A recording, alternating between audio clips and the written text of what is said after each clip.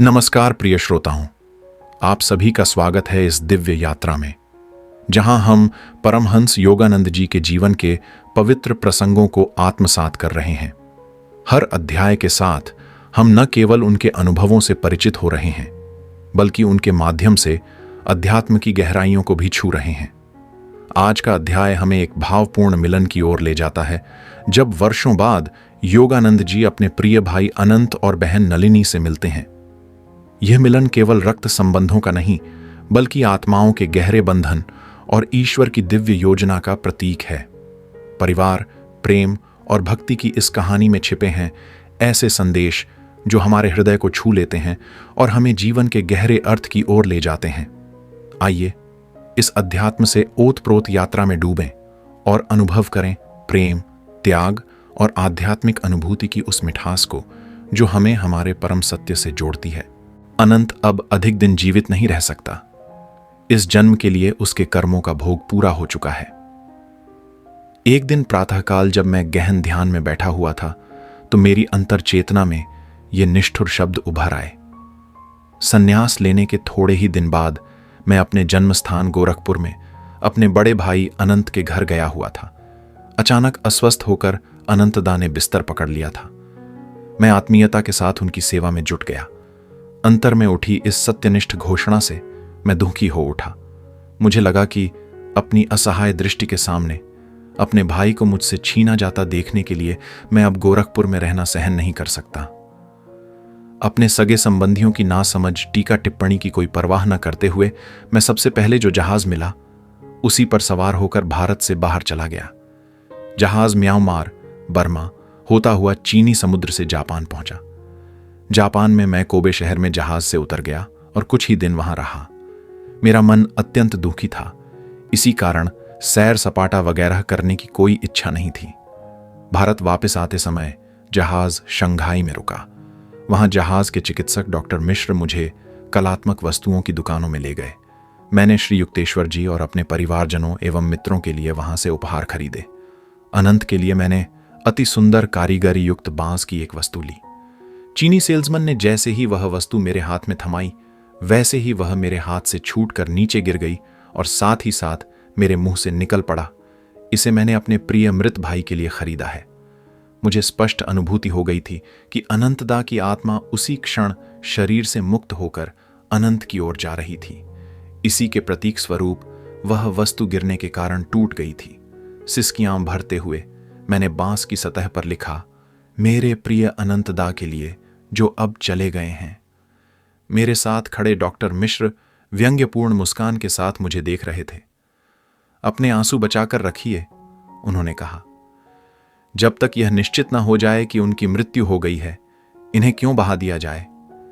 जब हमारा जहाज कोलकाता पहुंचा, तब डॉक्टर मिश्र पुनः मेरे साथ ही बाहर निकले। बंदरगाह पर मेरा सबसे छोटा भाई विष्णु मुझे लेने के लिए आया हुआ था। मुझे पता है कि अनंतदा अब नहीं रहे। विष्णु को कुछ कहने का समय मिल पाने के पहले ही मैं बोल पड़ा, मुझे और इन डॉक्टर साहब को केवल इतना बता दो कि अनंतदा की मृत्यु कब हुई। विष्णु ने दिन बता दिया। यह वही दिन था जब मैंने शंघाई में उपहार खरीदे थे।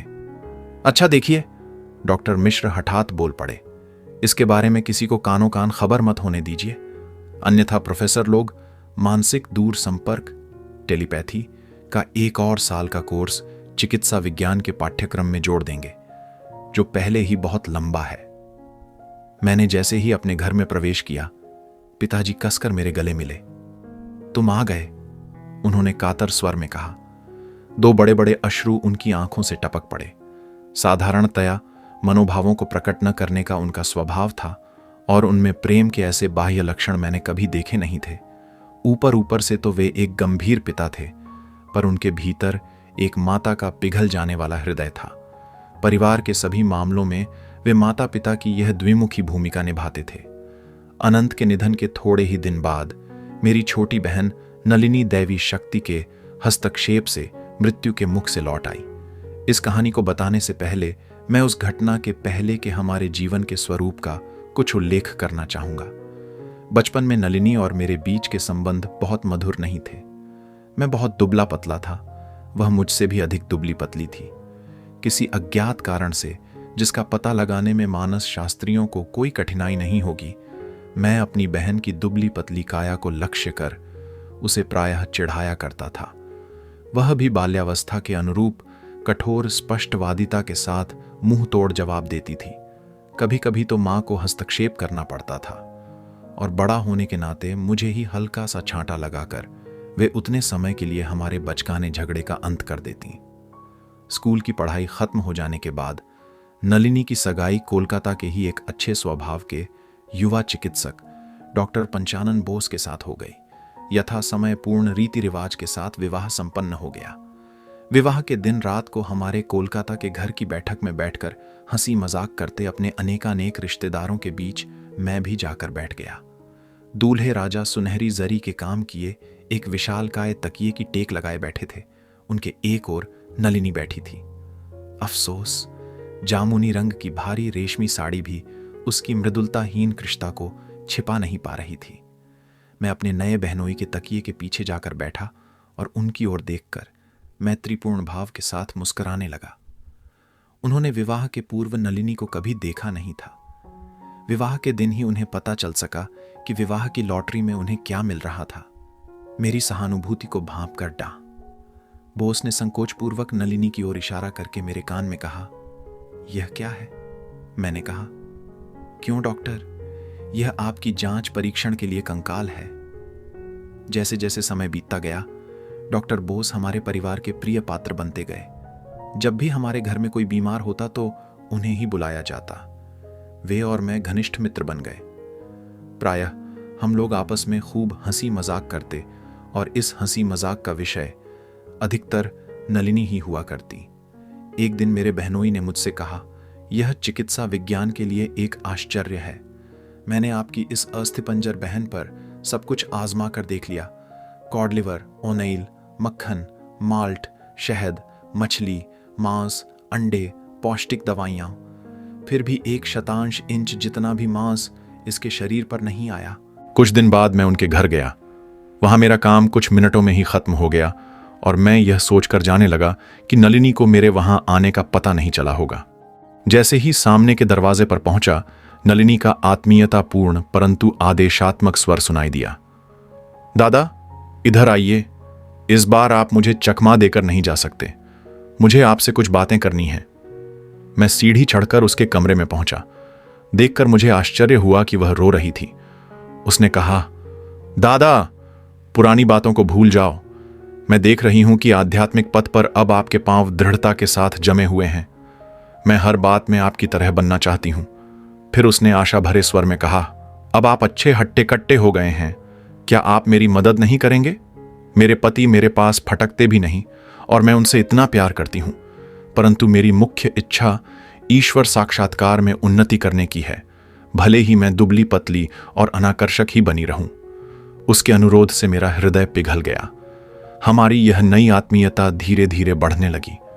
एक दिन उसने मेरी शिष्या बनने की इच्छा प्रकट की। आपको जैसा ठीक लगे उसी प्रकार से मुझे शिक्षा दीजिए। पौष्टिक औषधियों के बदले मैं ईश्वर में अधिक विश्वास करती हूं। उसने दवाइयों की ढेर सारी बोतलें उठाईं और अपनी खिड़की के बाहर नाली में उड़ेल दी। उसकी श्रद्धा की परीक्षा लेने के लिए मैंने उसे मछली, मांस और अंडे खाना छोड़ देने के लिए कहा। कई महीनों तक जब नलिनी मेरे बताए विभिन्न नियमों का कठोर पालन करती रही और अनेक मुश्किलों के आने पर भी शाकाहारी बनी रही, तब एक दिन मैं उसके घर पहुंच गया। बहना, तुमने पूर्ण अंतःकरण के साथ आध्यात्मिक नियमों का पालन किया है। अब उसका फल मिलने का समय आ गया है। शरारत भरी मुस्कान के साथ मैंने आगे कहा, तुम कितनी मोटी बनना चाहती हो? हमारी चाची जितनी, जो वर्षों से अपने पांव नहीं देख पाई हैं। नहीं, पर मैं तुम्हारे जितनी ही हट्टी कट्टी बनना चाहती हूं। मैंने गंभीर होकर कहा, ईश्वर की कृपा से मैं जैसे हमेशा सत्य ही बोलता आया हूं, वैसे ही मैं अब भी सत्य ही बोल रहा हूं। ईश्वरीय कृपा से आज से ही तुम्हारे शरीर में परिवर्तन शुरू हो जाएगा। 1 महीने में तुम्हारा वजन मेरे वजन जितना ही हो जाएगा। मेरे हृदय से निकले इन शब्दों की पूर्ति हो गई। 30 दिन में नलिनी का वजन मेरे वजन जितना ही हो गया। इस नई गोलमटोलता ने उसे सुंदरता प्रदान की। उसके पति को उससे गहरा प्रेम हो गया। दुर्दैवजनक रूप से शुरू हुआ उनका वैवाहिक जीवन आदर्शजनक रूप से सुखी हुआ। जब मैं जापान से लौटकर आया तो मुझे पता चला कि मेरी अनुपस्थिति में नलिनी टाइफाइड ज्वर से बीमार हो गई थी। मैं तुरंत उसके घर गया और देखकर हैरान रह गया कि वह अत्यंत दुबली हो चुकी है। वह बेहोशी की अवस्था में थी।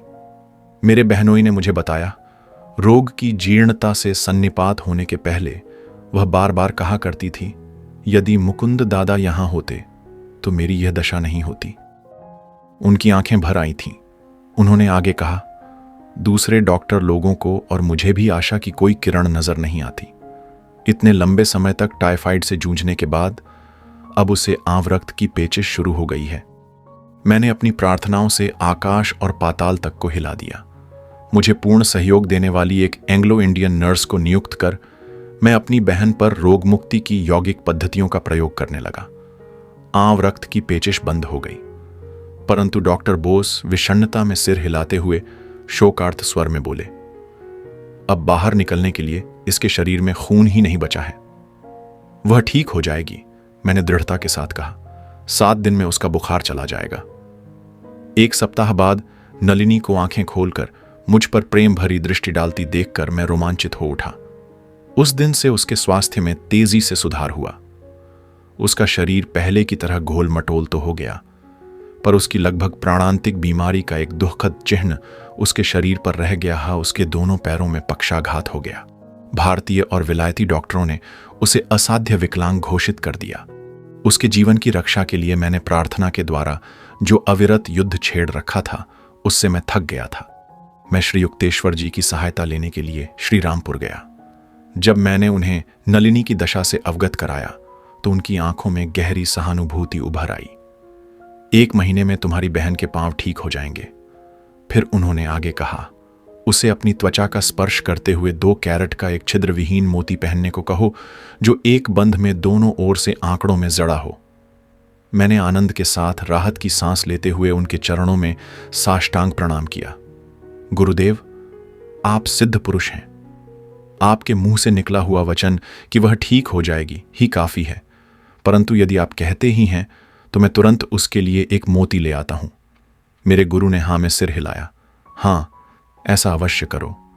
फिर उन्होंने नलिनी की, जिसे उन्होंने कभी देखा भी नहीं था, शारीरिक और मानसिक विशिष्टताओं का सविस्तार वर्णन कर दिया।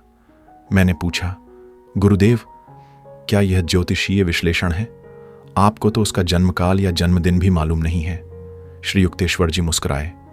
एक गहनतर ज्योतिष भी है जो पंचांगों और घड़ियों के प्रमाणों पर निर्भर नहीं करता। प्रत्येक मनुष्य विधाता या विराट पुरुष का एक हिस्सा है।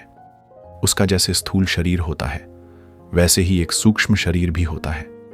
मानवीय नेत्र केवल स्थूल शरीर को देखते हैं, परंतु अंतरचक्षु अधिक गहराई में जाकर उस विश्वरूप तक को भी देख सकता है, जिसका प्रत्येक मनुष्य एक अविभाज्य और स्वतंत्र अंग है।